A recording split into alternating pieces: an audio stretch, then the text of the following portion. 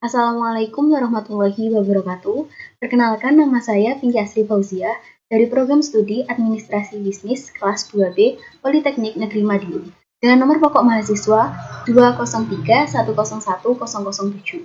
Pada video kali ini, saya akan menjelaskan mengenai beberapa fitur dari Microsoft Excel, yakni yang pertama adalah VLOOKUP, yang kedua adalah VLOOKUP, yang ketiga adalah SUMIF, keempat adalah COUNTIF, dan juga yang kelima adalah pivot table.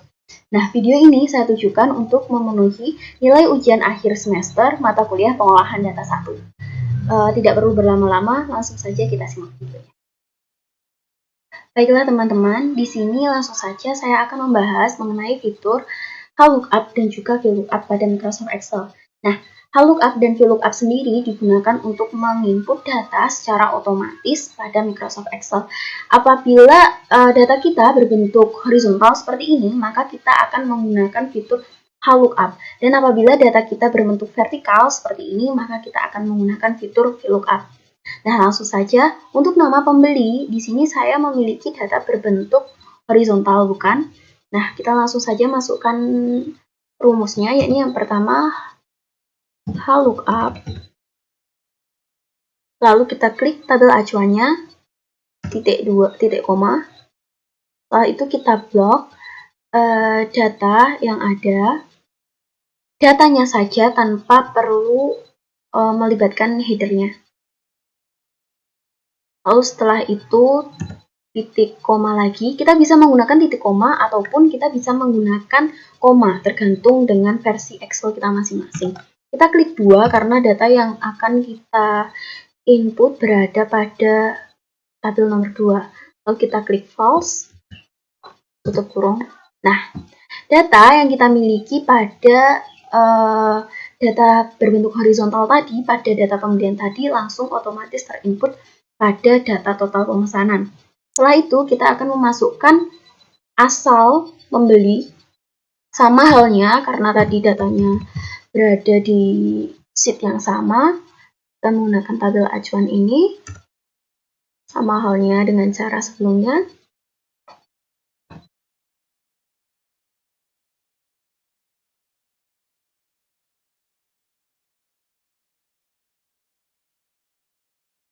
Nah, seperti ini, kita klik, karena data asal kota berada pada tabel nomor 3, maka kita klik 3, lalu tetap sama, kita klik false, tutup kurung.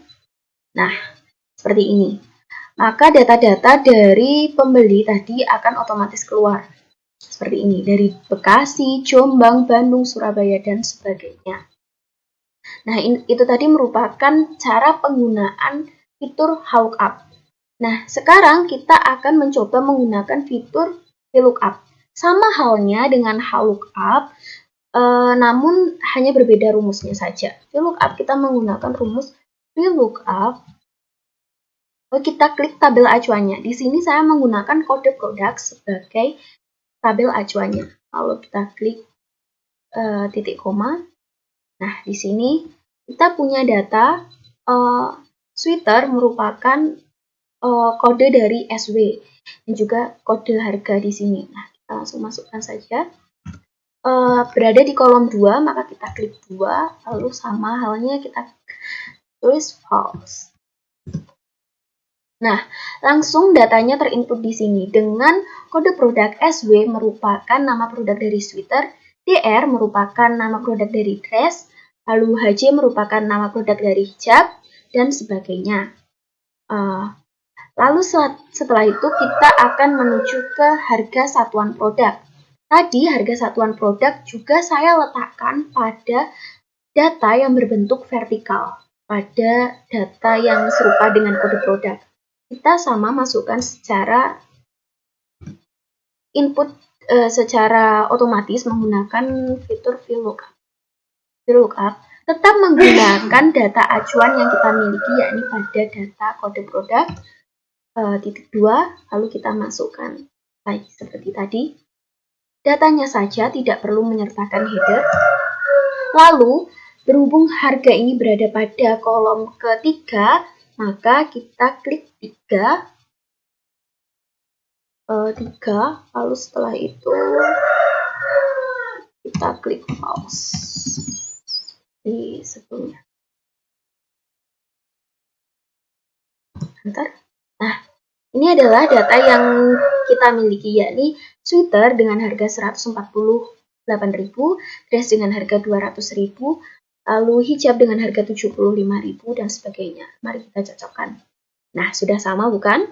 Selanjutnya di sini saya akan menjelaskan bagaimana cara menginput harga yang ada. Nah, harga di sini dimasukkan dengan cara mengalihkan antara harga satuan produk dengan jumlah pembelian. Nah, kita bisa menuliskan di sini sama dengan berhubung di sini merupakan data yang memiliki rumus, maka akan lebih susah untuk menginput datanya. Kita akan mengalihkan secara otomatis, namun kita akali saja seperti ini. Kita tulis berapa nama sel di sini. Nah, di sini ada di kolom H2, kita kalikan dengan G2. Enter. Nah, ini adalah perkalian dari G2 di sini dan juga H2 di jumlah pembelian. Nah, apabila teman-teman bertanya mengapa ketika saya mengklik enter jumlahnya langsung keluar dalam satuan utuh, maksud saya semuanya langsung per input, karena tadi sebelumnya saya sudah menarik yang ada di sini, saya tarik ke bawah seperti ini. Sama halnya itu nanti akan secara otomatis kita menginput data seperti itu. Nah, untuk ongkir sendiri kita akan memasukkan dengan cara lookup, karena ini datanya saya menulis secara horizontal di sini. Nah, sama seperti tadi caranya, yaitu sama dengan lookup. Kita menggunakan tabel acuannya yaitu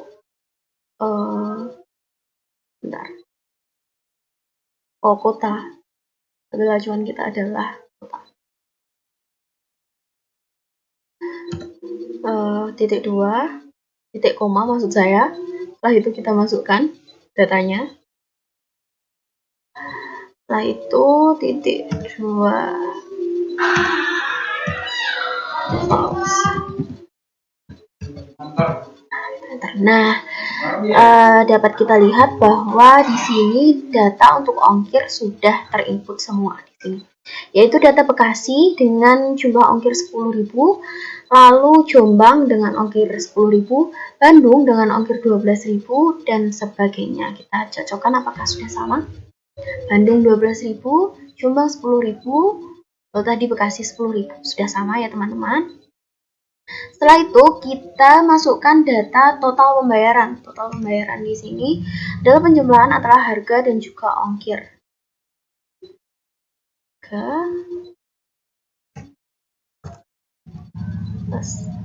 Nah, karena berhubung ini lebih sederhana. Nah, seperti ini. Jadi untuk jumlah pembayarannya itu 290.000 ditambah 10.000, benar 300.000 dan sebagainya sampai akhir. Ini datanya sudah kita input secara otomatis. Selanjutnya teman-teman, di sini saya akan menjelaskan mengenai fungsi dari COUNTIF dan juga SUMIF. Nah, COUNTIF sendiri digunakan untuk menjumlahkan data yang ada dari tabel acuan yang ada di sini, maksud saya dari range yang ada di sini, lalu kita masukkan data yang ingin kita cari jumlahnya. Sebagai contoh, di sini saya akan mencari jumlah pengiriman produk yang akan saya kirimkan ke kota Bandung. Nah, di sini caranya itu sama dengan kita klik COUNTIF, lalu range-nya kita masukkan. Di sini range-nya yaitu nama kota tadi, lalu titik 2, titik koma maksud saya, lalu dalam kurung kita masukkan Bandung.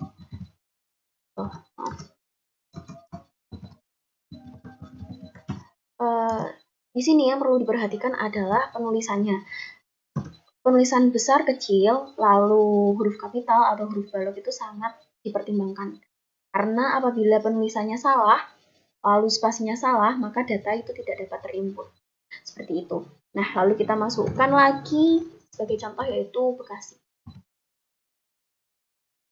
kita klik count if di sini, lalu kita masukkan rank dari kota yang ada, lalu titik koma, lalu kita klik Bekasi, tanda petik. Nah, dapat kita lihat di sini bahwa pengiriman ke kota Bandung sebanyak 4, benar, lalu pengiriman ke kota Bekasi sebanyak 2, benar. Lalu setelah itu kita akan menuju ke rumus sum if. Sum if di sini hampir sama dengan count if, namun sum if di sini ada pengalian antara jumlah rank dan juga jumlah satuan yang ada. Nah, sebagai contoh di sini saya akan mencari jumlah pembelian hijab. Nah, di sini ada beberapa pelanggan yang membeli hijab di sini. Nah, setelah itu, dari beberapa pelanggan itu membeli hijab dengan jumlah yang berbeda, bukan? Nah, kita langsung masukkan saja di sini rumus sum if. Sum if, lalu kita masukkan di sini. Tidak terlihat. Saya pindahkan dulu. Setelah itu, hijab, benar. Lalu kita masukkan di tabel acuan jumlahnya, tutup kurung. Nah, seperti itu. Jadi di sini dapat kita lihat bahwa pembeli hijab, ya ini 11, ditambah lagi dengan 5. Benar, bahwa jumlahnya adalah 16. Setelah itu kita masukkan lagi untuk pembelian sweater. Sum if, lalu tabel rank-nya, produknya, setelah itu sweater, ya. Setelah itu untuk tabel jumlah produknya.